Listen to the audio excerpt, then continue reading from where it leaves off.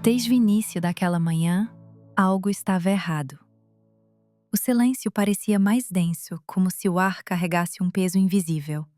Minha cabeça latejava, como se uma pressão surda batesse dentro do crânio, marcando o tempo de algo prestes a explodir. O chá na xícara esfriava nas minhas mãos, enquanto eu encarava a paisagem cinzenta do inverno carioca pela janela da cozinha.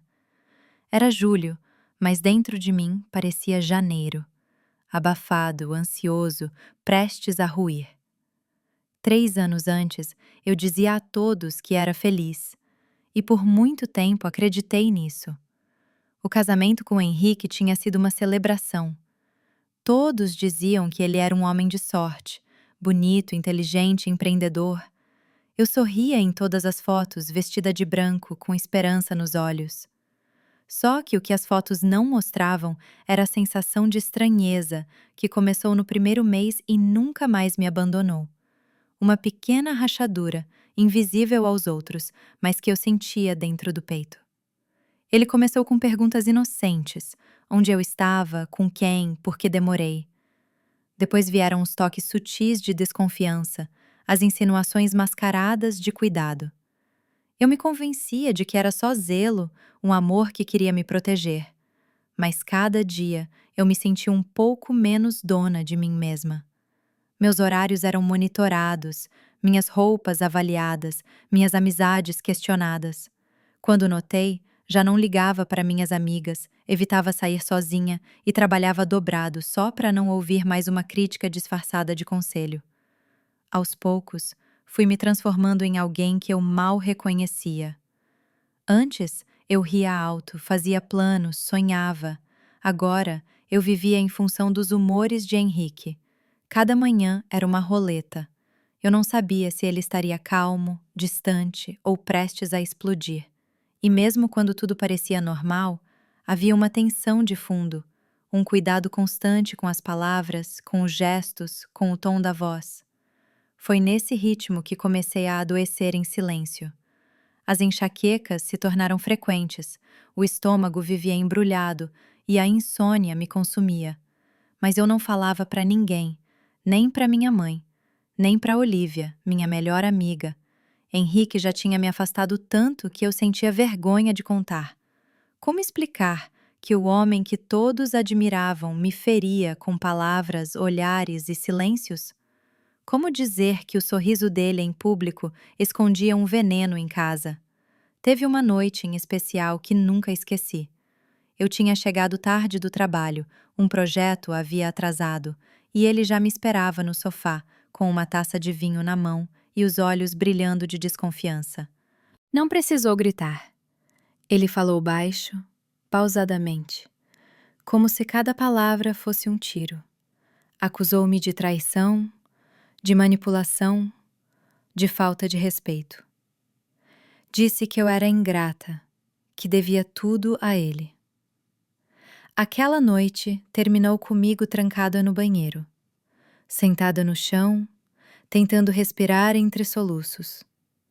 E no dia seguinte, ele me trouxe flores. Flores. Como se isso apagasse tudo. Por fora, eu continuava com a mesma rotina: trabalho, supermercado, casa. Mas por dentro, eu estava em ruínas. Comecei a duvidar de mim mesma. Será que ele tinha razão? Será que eu exagerava? Será que estava mesmo sendo injusta? Essas dúvidas me corroíam. Henrique sabia disso. Ele era bom com palavras. Sabia exatamente onde tocar para me desmontar. E mesmo assim eu ficava. Por medo, por apego, por vergonha. Pela esperança de que um dia ele voltasse a ser aquele homem do início. O encantador, o apaixonado, o que me fazia rir. Eu ficava porque me sentia pequena demais para sair. Porque ele tinha me convencido de que sem ele eu não era ninguém.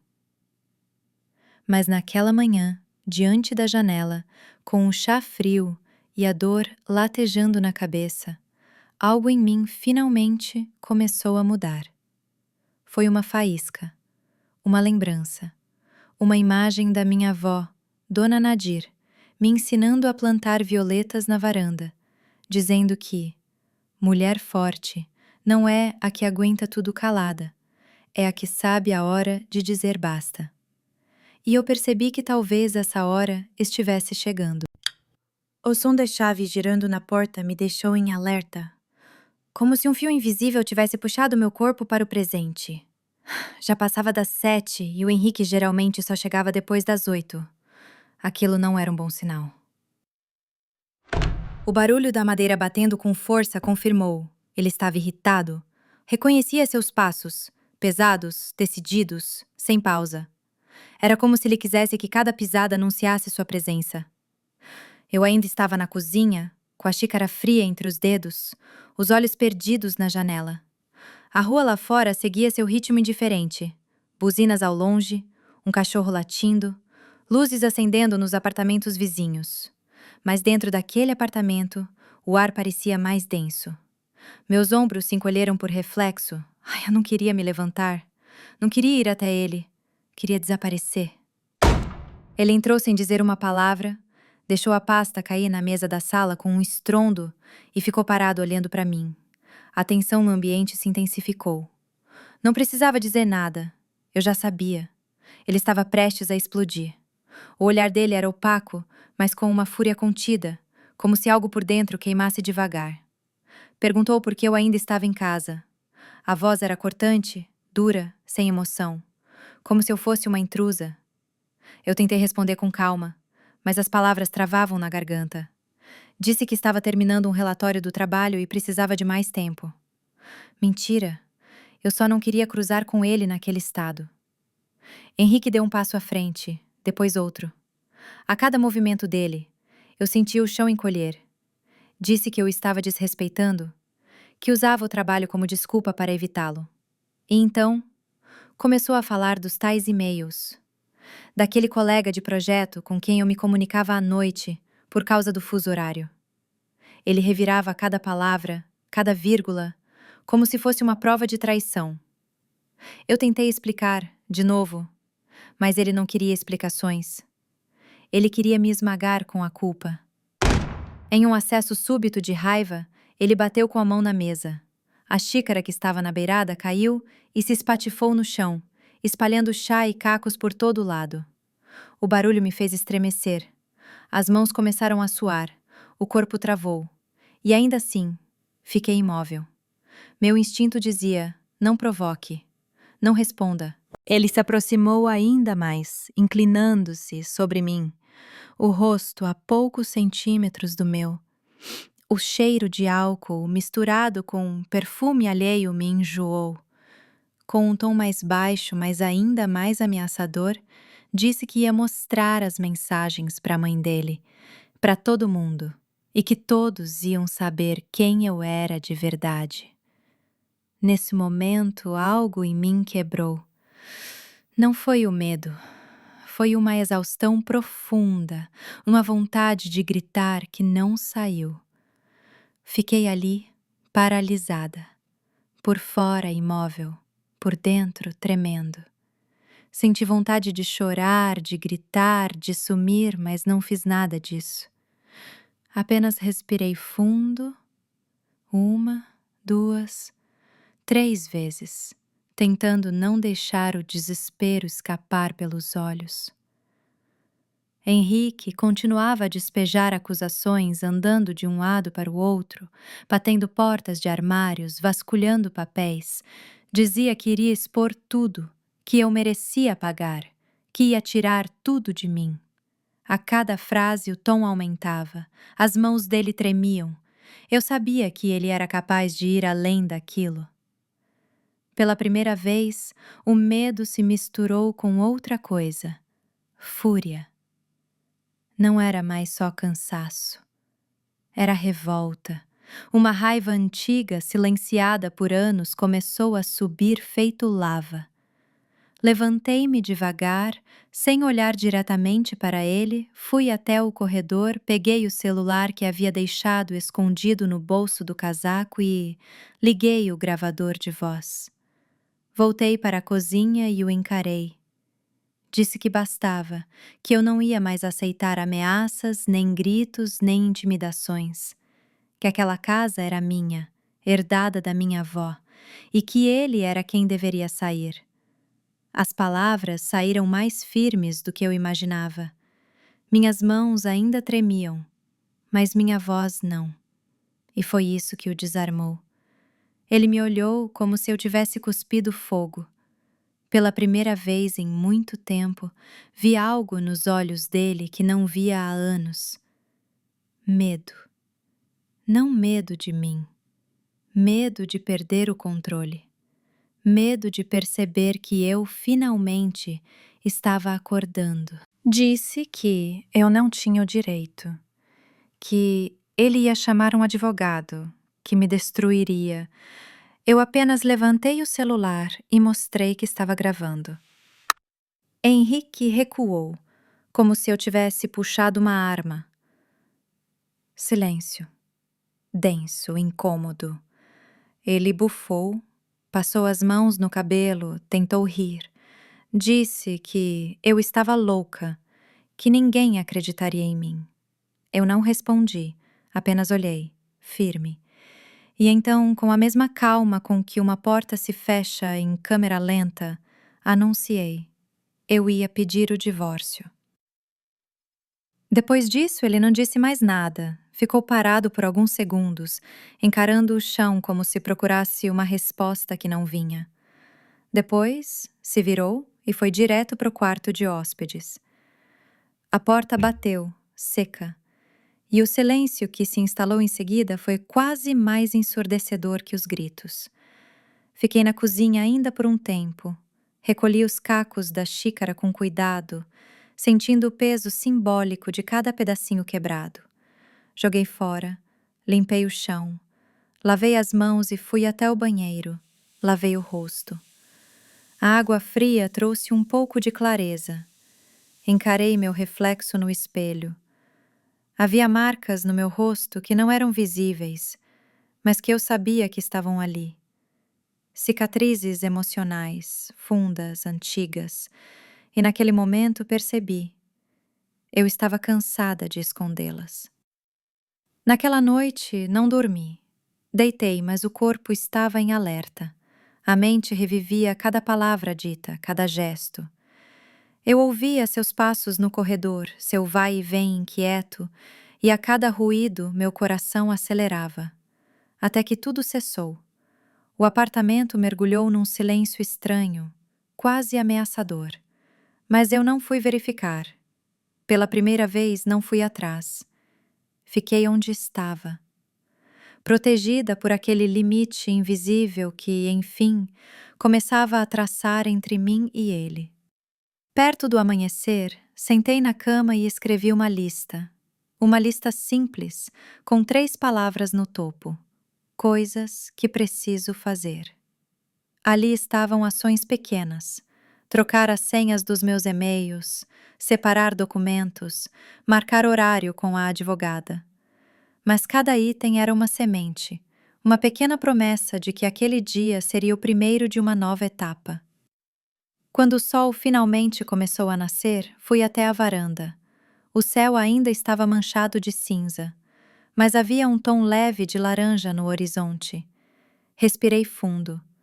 Pela primeira vez, o sol entrava pela fresta da cortina, tingindo o quarto com um tom dourado pálido. Eu ainda estava sentada na cama, com o caderno no colo, a lista da madrugada aberta diante de mim. A tinta azul da caneta tinha manchado um pouco o papel, provavelmente pelo suor das minhas mãos durante a escrita. Olhei para os itens como se fossem um mapa, e de certa forma, eram. Um roteiro para sair do labirinto. Levantei devagar. O corpo doía como se eu tivesse apanhado, mas não havia hematomas visíveis. A dor era outra, mais funda. O tipo de dor que se acumula aos poucos, silenciosamente, até ocupar tudo. Fui até o banheiro. A luz crua do espelho não perdoava. Por segundos, hesitei em me encarar, mas me forcei. Era importante ver. Importante reconhecer a mulher que me olhava de volta. Ela estava diferente, mais velha, mais cansada, mas havia algo novo nos olhos dela, um fio de firmeza, um brilho tímido, mas real. Era como encontrar uma versão esquecida de mim mesma. Uma versão que ainda queria lutar. Tomei um banho longo, quase cerimonial. Lavei o cabelo com calma. Esfreguei a pele com mais atenção do que de costume. Era como se eu quisesse tirar camadas de dor, de vergonha, de silêncio. Quando saí, me vesti sem pressa. Escolhi uma roupa confortável, mas que me fizesse sentir inteira. Coloquei um brinco pequeno, nada demais, mas só esse gesto já era um sinal. Eu estava voltando. Com o celular na mão, sentei à mesa da cozinha e comecei a fazer ligações. A primeira foi para a Olivia. Eu não falava com ela há meses. Havia me afastado por insistência dele, com desculpas vazias e promessas de que nos veríamos em breve. Mas ela sempre soube, sempre esperou. Quando atendeu, a voz dela foi como um cobertor quente. Não me cobrou explicações.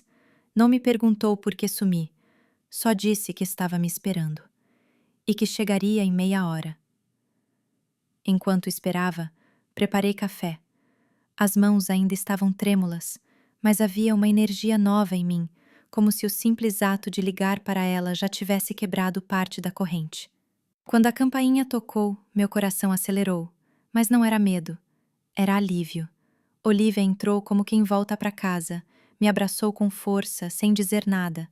Eu senti o cheiro do perfume dela, familiar, seguro, e foi só nesse momento que percebi o quanto eu estava carente de toque sincero. Sentamos na cozinha. Ela me olhou como quem não precisava de detalhes. Disse que eu não precisava me justificar, que ela estava ali, que eu podia contar com ela. E então, tirou da bolsa uma pasta. Dentro, documentos, contatos de advogadas, referências de terapeutas, listas de serviços de apoio. Ela tinha tudo preparado, como se soubesse que esse dia chegaria.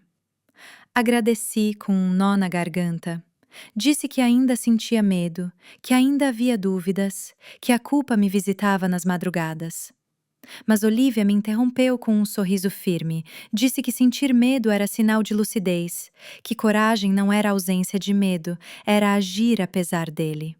Naquele momento, algo em mim se reorganizou, como se os pedaços começassem a se encaixar.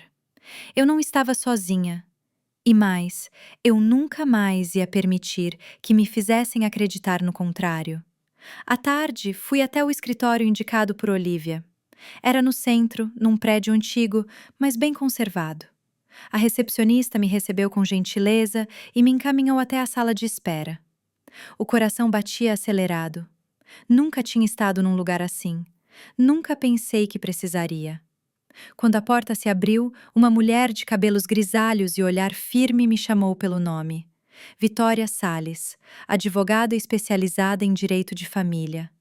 Voz calma, postura segura, sem rodeios, me convidou para entrar. Sentamos frente a frente. Ela ouviu tudo em silêncio, anotando com leveza. Não fez cara de pena, nem de espanto, só de quem entende. Perguntou se eu tinha documentos da casa. Respondi que sim, herdada da minha avó, registrada apenas em meu nome, antes do casamento. Ela assentiu com um leve sorriso. Disse que isso já era um bom começo. Depois perguntou sobre contas conjuntas, patrimônio em comum, filhos. Expliquei que não tínhamos filhos e que a maioria das finanças estava separada. Ela fazia anotações rápidas, metódicas. Cada item parecia desmontar um pouco mais o castelo de areia que ele sempre me vendeu como ameaça. Falou sobre medidas protetivas, sobre a importância de registrar tudo. Disse que se eu quisesse, ela mesma cuidaria do processo. Eu não precisei pensar muito. Concordei. Era como passar um peso das costas para alguém com braços mais fortes. Assinamos alguns papéis. Ela pediu cópias de documentos. Marcamos um retorno dali a 2 dias. E antes que eu fosse embora, ela me olhou nos olhos. Disse que eu estava fazendo a coisa certa e que aquilo não era fraqueza, era força. Saí do escritório com as pernas trêmulas, mas o passo mais firme do que de manhã. Pela primeira vez, eu sentia que tinha uma estrutura. Uma muralha, não invisível, legal, concreta e do meu lado. Voltei para casa com o céu já escurecendo. As luzes da rua começavam a acender e havia um ar frio pairando no ar, típico do fim de outono. Fechei a porta com cuidado e fiquei parada por alguns segundos no corredor. Tudo estava como deixei, mas algo havia mudado. Eu havia mudado. Preparei um chá. Sentei no sofá com os pés encolhidos debaixo do corpo e olhei pela janela. Pela primeira vez em muito tempo, senti algo próximo à paz. Não era euforia nem alegria. Era mais como um alívio profundo, como se finalmente eu pudesse respirar e respirar fundo.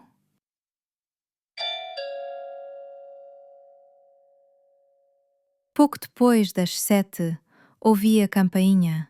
Era minha mãe. Trazia um bolo simples e o olhar preocupado.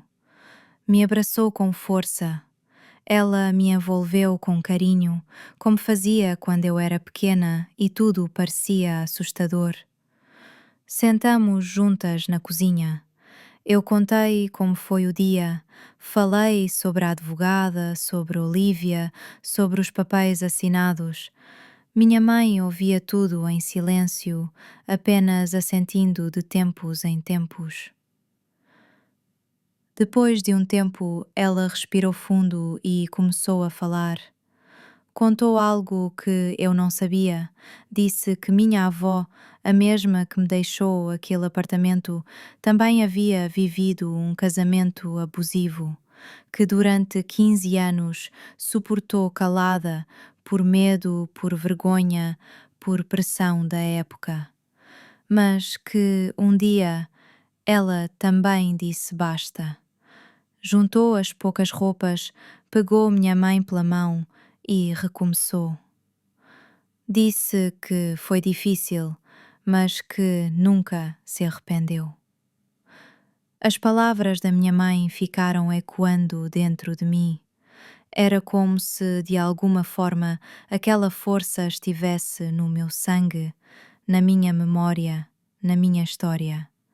E eu não estava apenas lutando por mim, mas por todas as mulheres que, antes de mim, também tiveram que se reinventar para sobreviver. Depois que minha mãe foi embora, fiquei um tempo. Saí do escritório com as pernas trêmulas, mas o passo mais firme do que de manhã. Pela primeira vez, eu sentia que tinha uma estrutura. Uma muralha, não invisível, legal, concreta. E do meu lado. Voltei para casa com o céu já escurecendo. As luzes da rua começavam a acender. E havia um ar frio pairando no ar, típico do fim de outono. Fechei a porta com cuidado e fiquei parada por alguns segundos no corredor. Tudo estava como deixei, mas algo havia mudado. Eu havia mudado. Preparei um chá, sentei no sofá com os pés encolhidos debaixo do corpo e olhei pela janela. Pela primeira vez em muito tempo senti algo próximo à paz. Não era euforia nem alegria, era mais como um alívio profundo, como se finalmente eu pudesse respirar. e respirar fundo. Pouco depois das 7, ouvi a campainha. Era minha mãe. Trazia um bolo simples e o olhar preocupado. Me abraçou com força. Ela me envolveu com carinho, como fazia quando eu era pequena, e tudo parecia assustador. Sentamos juntas na cozinha. Eu contei como foi o dia. Falei sobre a advogada, sobre Olivia, sobre os papéis assinados. Minha mãe ouvia tudo em silêncio, apenas assentindo de tempos em tempos. Depois de um tempo, ela respirou fundo e começou a falar. Contou algo que eu não sabia. Disse que minha avó, a mesma que me deixou aquele apartamento, também havia vivido um casamento abusivo, que durante 15 anos suportou calada, por medo, por vergonha, por pressão da época, mas que um dia ela também disse basta. Juntou as poucas roupas, pegou minha mãe pela mão e recomeçou. Disse que foi difícil, mas que nunca se arrependeu. As palavras da minha mãe ficaram ecoando dentro de mim. Era como se de alguma forma aquela força estivesse no meu sangue, na minha memória, na minha história. E eu não estava apenas lutando por mim, mas por todas as mulheres que, antes de mim, também tiveram que se reinventar para sobreviver. Depois que minha mãe foi embora, fiquei um tempo sozinha na cozinha. A xícara de chá ainda estava morna nas minhas mãos, mas a bebida já não importava. Eu olhava fixamente para a parede, onde a luz da rua desenhava sombras suaves, quase líquidas.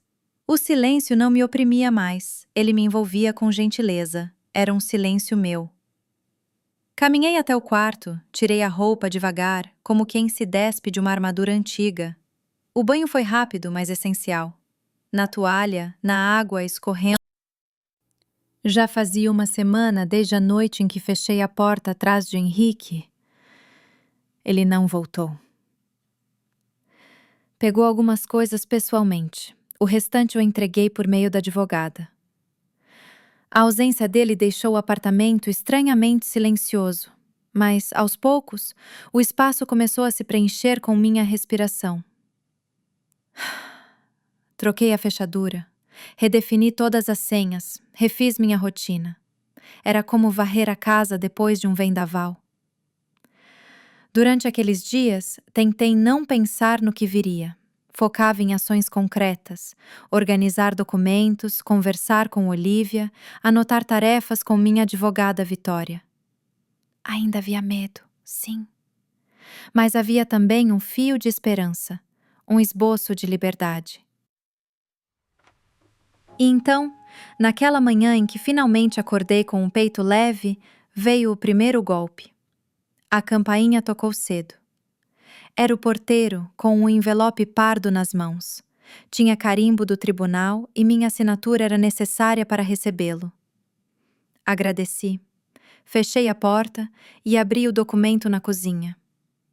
Era uma liminar de bloqueio das minhas contas bancárias, assinada por um juiz, solicitada por Henrique.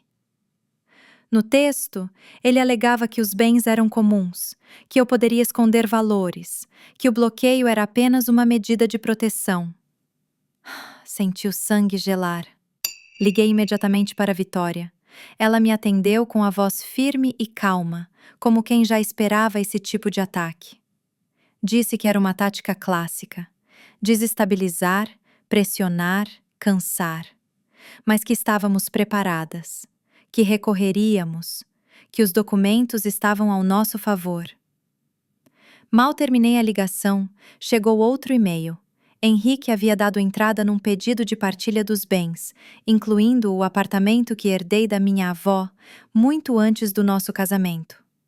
Uma afronta absurda. Ele sabia que não tinha direito, mas queria me arrastar para um labirinto judicial, minar minha força, meu tempo e minha sanidade. O telefone não parava. Mensagens, ligações de números estranhos. Uma colega do trabalho mandou mensagem. Alguém espalhava boatos de que eu estava sendo investigada por fraude. Senti um nó no estômago. Era guerra. Não com armas ou sangue, mas guerra ainda assim. Pouco depois do meio-dia, meu celular tocou novamente. Um número desconhecido. Atendi com receio e uma voz masculina, formal, respondeu do outro lado. Senhora Camila Duarte? Aqui é o investigador Tavares, da Delegacia de Crimes Econômicos. A senhora foi citada como envolvida num processo de suspeita de fraude documental referente a contratos da empresa onde trabalha. Precisamos que compareça amanhã às 10 horas para prestar depoimento. As palavras se embaralharam na minha cabeça. Fraude? Eu? Mal conseguia responder. Agradeci com um fio de voz, desliguei e fiquei olhando para o nada, com o telefone ainda na mão. Era ele. Só podia ser. Henrique tinha prometido que acabaria com minha carreira. Estava cumprindo. Liguei imediatamente para Vitória. Ela respirou fundo ao ouvir o relato, depois me pediu para mandar o número e os detalhes. Disse que iria comigo. Não vá sozinha de jeito nenhum, reforçou. Combinei com ela de nos encontrarmos às 9 da manhã, em frente à delegacia. Naquela noite não dormi. Revirei papéis, revisei contratos, lembrei de cada assinatura que tinha dado. Tudo certo. Nenhuma irregularidade. Mas o medo de ser arrastada para algo maior, para uma mentira construída para me destruir, me corroía por dentro. Na manhã seguinte, Vitória me esperava com seu olhar calmo e sua pasta de couro nas mãos. Entramos na delegacia com passos firmes. O investigador Tavares era um homem grisalho, cansado, com olhos que já viram demais. Suas perguntas eram secas, repetitivas, calculadas. A senhora reconhece essa assinatura? Sim, é minha. O documento foi assinado após a entrega da etapa final do projeto. O cliente aprovou tudo. E se ele afirmar que não viu esse contrato antes? Temos e-mails, atas de reunião, prints de mensagens. Posso apresentar tudo. Vitória interveio com firmeza. Solicitou perícia grafotécnica, exigiu acesso ao nome do denunciante. O investigador se irritou, mas anotou os pedidos. Quando saímos, eu estava exausta, suada, com dor de cabeça, com vontade de desaparecer. Mas ao mesmo tempo, uma faísca queimava dentro de mim. Eu não ia recuar. Ao chegar em casa, encontrei minha mãe, Olivia, com o rosto tenso.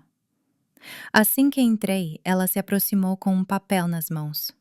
Disse que o banco havia ligado informando que todas as minhas contas estavam bloqueadas por ordem judicial e que pediram para eu retornar um determinado número.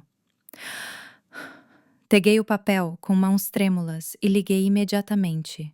O atendente, com um tom frio e protocolar, confirmou que um juiz havia autorizado o bloqueio como medida cautelar no processo civil movido por Henrique.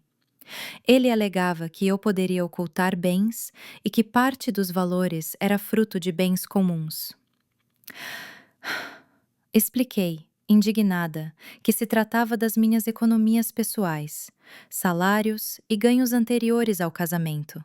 Mas ele respondeu apenas que a justiça avaliaria o que era de quem e que até lá os valores ficariam indisponíveis. Desliguei com a sensação de que o chão havia sumido sob meus pés. Liguei para a Vitória, que ficou furiosa ao saber. Disse que ele estava usando todos os truques sujos, que entraríamos com uma contestação imediata e me pediu que enviasse extratos bancários e comprovantes de renda anteriores ao casamento. Enquanto ela falava, senti algo se rompendo dentro de mim. Não era mais tristeza. Era um tipo novo de raiva, silenciosa, organizada, focada. Percebi que Henrique não queria apenas vencer. Ele queria me esmagar, me dobrar pelo cansaço, pelo medo, pelo caos. Mas eu não ia ceder. No fim daquela noite, me sentei com minha mãe à mesa da cozinha.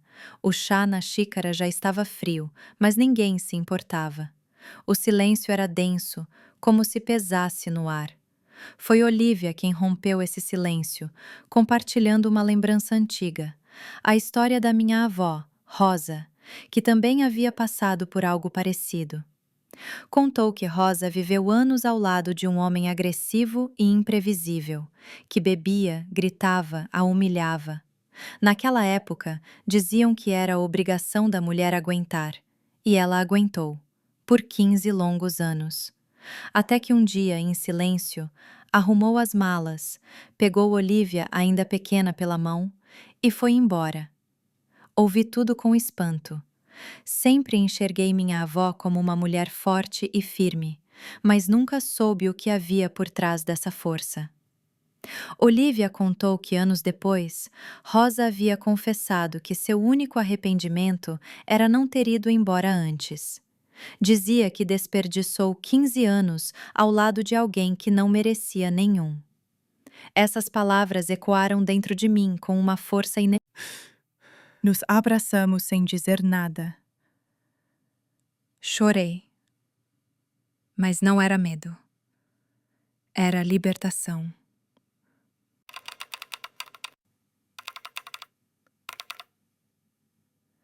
Dois dias depois, Vitória me ligou com uma notícia inesperada. Disse que a equipe jurídica de Henrique havia entrado em contato, querendo marcar uma reunião. Nada oficial, apenas uma conversa informal sob supervisão de advogados, para discutir um possível acordo. Recebi essa proposta com desconfiança. A vontade de Henrique de vencer a qualquer custo já tinha ficado clara. E agora ele falava em paz? Parecia mais uma armadilha. Vitória também estava cética, mas sugeriu aceitar. A reunião seria em seu escritório, com tudo documentado, sem risco.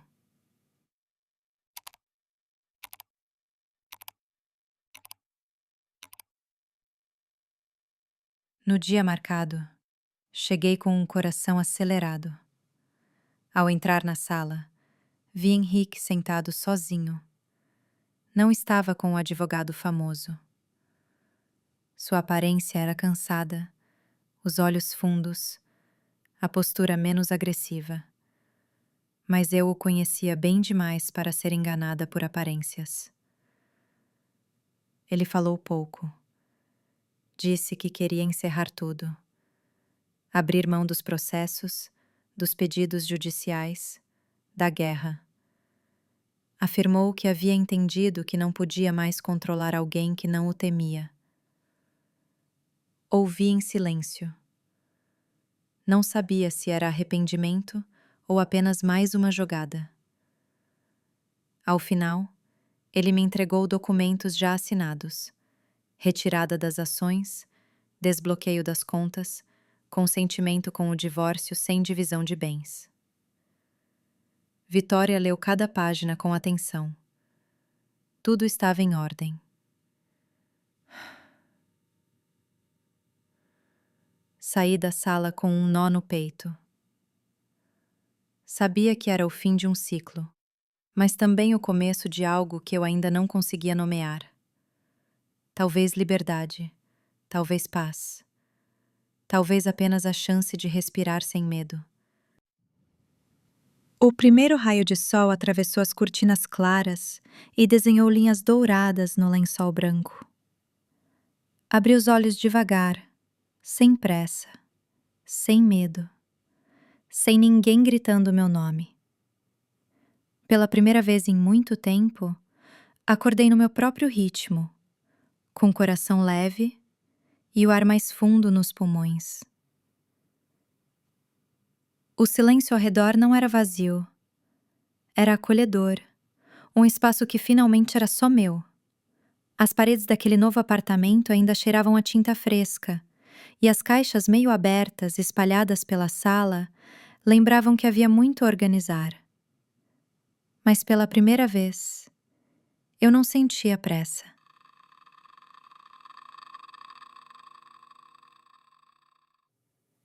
Na cozinha pequena, acendi a cafeteira, observando o vapor subir devagar.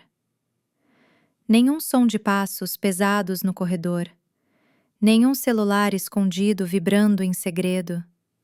Apenas o aroma do café e o som distante da cidade despertando. Ali, entre uma xícara quente e um novo dia, eu sabia. Eu havia sobrevivido. E mais do que isso, havia renascido. Depois do café, passei a manhã colocando a casa em ordem. Espalhei plantas pela varanda, pendurei quadros que estavam guardados há anos, abri todas as janelas para deixar o ar circular.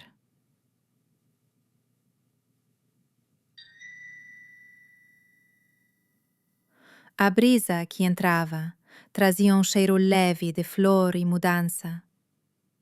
Pela primeira vez em muito tempo, eu fazia tudo no meu tempo. Sem pressa, sem medo de julgamentos. Enquanto dobrava roupas e organizava livros na estante, percebi como pequenos gestos agora tinham outro significado. Preparar a cama, acender uma vela aromática, escolher uma trilha sonora suave. Tudo era um ritual de cuidado comigo mesma.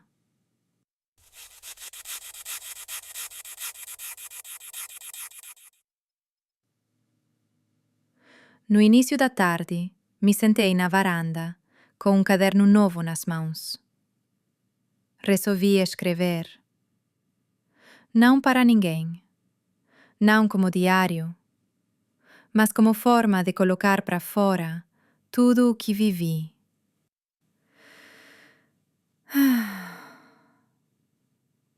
A dor, a raiva, as memórias boas e ruins. As palavras saíam com fluidez. Era como tirar peso das costas. Ao final da página, escrevi algo que não via há muito tempo. Hoje, eu acredito em mim.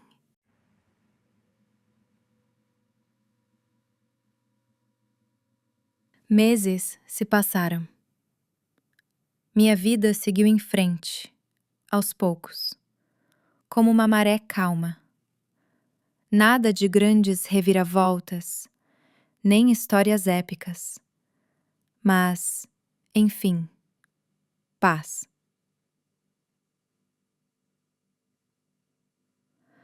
Voltei a trabalhar com projetos que me inspiram.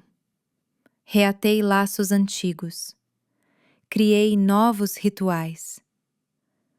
Aprendi a escutar meu corpo, a respeitar o ritmo das minhas emoções. Ainda existem dias em que acordo com o coração apertado, em que as lembranças me visitam sem aviso. Mas agora eu sei o que fazer com isso. Sei que não sou mais prisioneira do que passou.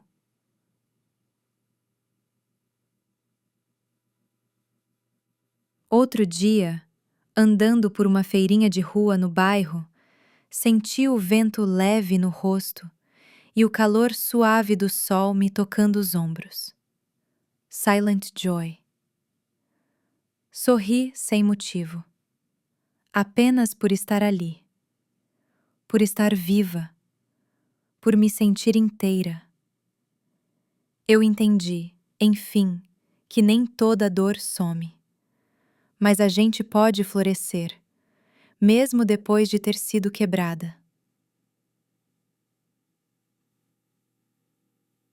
E naquele instante, entre os sons dos feirantes e o perfume das flores, percebi uma verdade simples. Eu voltei para casa. E essa casa sou eu.